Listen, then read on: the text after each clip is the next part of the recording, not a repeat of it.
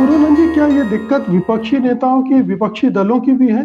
क्यों नहीं तमाम विपक्षी दल जिग्नेश मेवाड़ी के पक्ष में खड़े होते, या इस तरह की गिरफ्तारियों या इस तरह की जो भी चीजें हो रही हैं उनके खिलाफ मतलब ट्वीट कर देना काफी नहीं है, आपको जेल भरो आंदोलन करना चाहिए कि ठीक है जिग्नेश मेवाड़ी ने किया है, अब हम सब ट्वीट करते हैं, यही ट्वीट करते हैं, रीट्वीट करते हैं, कर लो गिरफ्तार। अनम्यूट कर लीजिए, अनम्यूट कर लीजिए।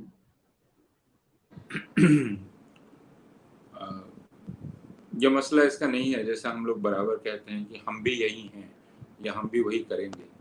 इरादा वह है ही नहीं। इरादा सिर्फ एक कार्रवाई करके एक संदेश देना है और उसको स्थापित कर देना है। हम यह कर सकते हैं, हम कहीं तक जा सकते हैं, हम कितना भी नीचे गिर सकते हैं, हम हर चीज का उल्लंघन कर सकते हैं। यह संदेश दे दिया गया। उसके बाद अगर हम सारे लोग वही ट्वीट करते रहेंगे तो हम हास्यास्पद दिखेंगे, क्योंकि उस पर कोई कार्रवाई नहीं। तो मैं यह कहना चाहता हूं कि हम एक बहुत ही असामान्य किस्म की राजनीति का सामना कर रहे हैं और इसे फासिज्म के अलावा कुछ नहीं कहा जा सकता, क्योंकि इसको सामान्य जनतांत्रिक अर्थ में समझा नहीं जा सकता। जैसा शिवा कह रही थी कि इसके पहले मनमोहन सिंह की सरकार थी, सोनिया गांधी के खिलाफ अश्लीलतम बातें की गई, अश्लीलता की हर सीमा पार कर दी गई। शशि थरूर के खिलाफ किस किस्म की अश्लील बातें की गई हम सबको पता है, मनमोहन सिंह के खिलाफ भी। लेकिन वह उसको लेकर किसी के खिलाफ दंडात्मक कार्रवाई हो इस प्रकार की, इसकी कोई याद हम लोगों में नहीं है। तो हमें पहले तो यह देखना है कि समाज में, और खासकर जब हम समाज कह रहे हैं तो ये समाज तो एक समाज नहीं है।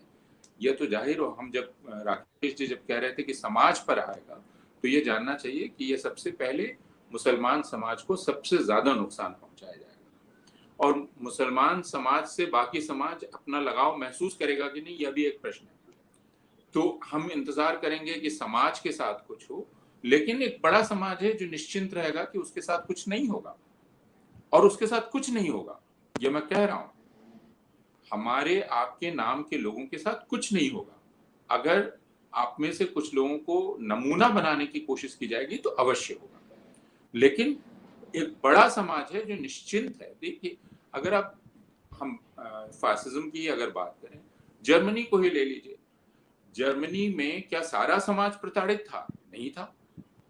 जर्मनी में सामान्य जनजीवन चल रहा था, हत्याएं हो रही थी, बल्कि जिस वक्त लोग गैस चैम्बर में मारे जा रहे थे, उस वक्त भी उत्सव हो रहे थे, पार्टियां हो रही थी, फिल्में देखी जा रही थी, फिल्में बन रही थी।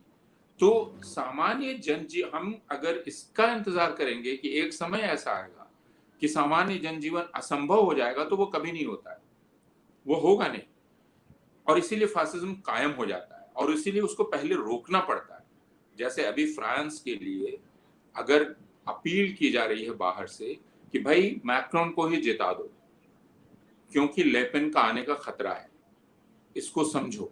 और इसके पहले भी तो आपको रोकना पड़ता है, क्योंकि एक समय राज्य तंत्र में प्रवेश कर जाने के बाद वह पूरे राज्य तंत्र को नाकारा बनाकर उस पर कब्जा करके और हमें निष्क्रिय कर देता है। यह चीज हम लोगों को अभी दिखलाई पड़ रही है। मैं इस बात से सहमत नहीं हूं कि बेचारे नौकरशाह क्या करें, उनकी रोजी रोटी का मसला है। मैं ये जो जहांगीरपुरी में हुआ, मैं उसके बारे में सोच रहा था। यह बिल्कुल मुमकिन है कि एक आदेश हो कि अतिक्रमण अवैध है, इस अतिक्रमण को हटाना है। तो जो बेचारा बुलडोजर पर बैठा है वह क्या करे? उसको तो एक आदेश है, उसको अच्छा नहीं लग रहा है, लेकिन वो गिरा रहा है। जी, शायद उसको पहला मौका मिले जो वह छोड़ दे, उसको मजा नहीं आ रहा है उस काम में। इसको दूसरे ढंग से देखिए, एक जल्लाद फांसी देता है, फांसी देता है ना वो, लेकिन फांसी देने में उसको मजा नहीं आता है, ये उसका काम है। अगर उसको पहला मौका मिले, शायद वो अपना हाथ हटा ले।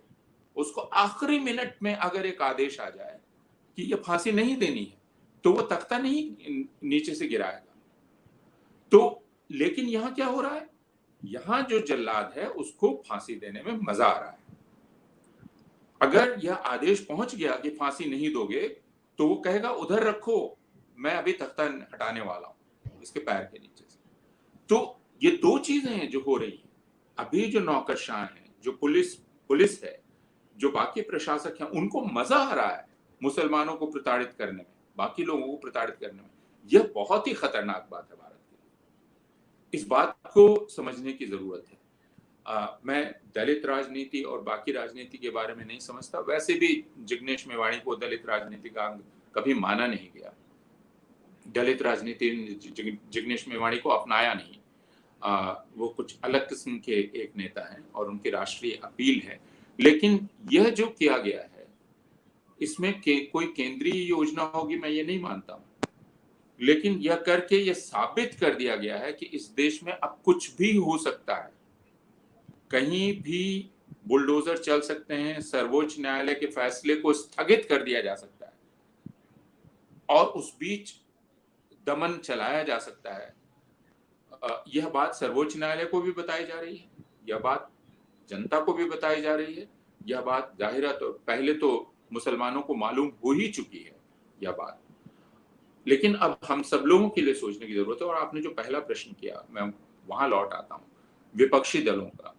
और यह बात एकदम ठीक है कि विपक्षी दलों को सिर्फ ट्वीट करने से काम नहीं चलेगा। ट्वीट करके अपना क्षोभ व्यक्त करना, उनको उस तरह से सड़क पर होना चाहिए जैसे बृंदा कारात कल सड़क पे थी, जैसे हन्नान मोल्ला कल सड़क पर थे, जैसे कुछ और वामपंथी नेता कल सड़क पर थे। वहां से वोट उनको नहीं मिलना है, लेकिन यह आपका काम है। आपको जनता के बीच रहना है, आपको बुलडोजर के सामने खड़ा होना है। यह राजनीति है। जिसको जेल भरो अभियान कहा जा रहा है, आपको तय करना है जनता के बीच जाकर, जनता से बात करके, खतरा उठाकर। आप जनता को अप्रिय बातें कहिए जो उसको अच्छी नहीं लगेंगी। यही तो राजनीति है। वरना आप अपने इत्मीनान में बैठकर और व्यंग्यों में और व्यंजनाओं में ट्वीट करते रहेंगे, है ना? और ये कहते रहेंगे, कोई कहेगा कि बुलडोजर गरीबी पर चलाओ, कोई कहेगा बुलडोजर बेरोजगारी पर चलाओ। इसका मतलब क्या हम बुलडोजर चलाने को अब ठीक मानने लगे हैं? क्या हम बुलडोजर को अपनी भाषा में शामिल कर रहे हैं? मैं देख रहा हूं कि विपक्षी नेता अब ये कहने लगे हैं बुलडोजर यहां चलना चाहिए, बुलडोजर वहां चलना चाहिए। आपको ये कहना चाहिए कि बुलडोजर हमारी भाषा की संस्कृति का अंग नहीं होगा। हम इससे इनकार करते हैं। आम आदमी पार्टी को देख लीजिए, जिसको महत्वाकांक्षा है और जिसके बारे में हमारे बहुत सारे मित्र अब उत्साह से कहने लगे हैं कि वह जगह लेगी। लेकिन उसने कल क्या किया? उसने कहा कि भारतीय जनता पार्टी पूरे देश में रोहिंग्या और मुसलमानों को बसा रही है, बांग्लादेशियों को, ताकि वह दंगा करा सके। यह एक तरह की बहुत ही घटिया चालाकी थी जो उसने की। यह आम आदमी पार्टी जानती है कि रोहिंग्या और बांग्लादेशी का मतलब ही अब मुसलमान हो गया। जब मुसलमान कहना होता है तो भारतीय जनता पार्टी अब मुसलमान नहीं कहती है, वो बांग्लादेशी कहती है, वो रोहिंग्या कहती है, वो बाहरी कहती है, वो दीमक कहती है।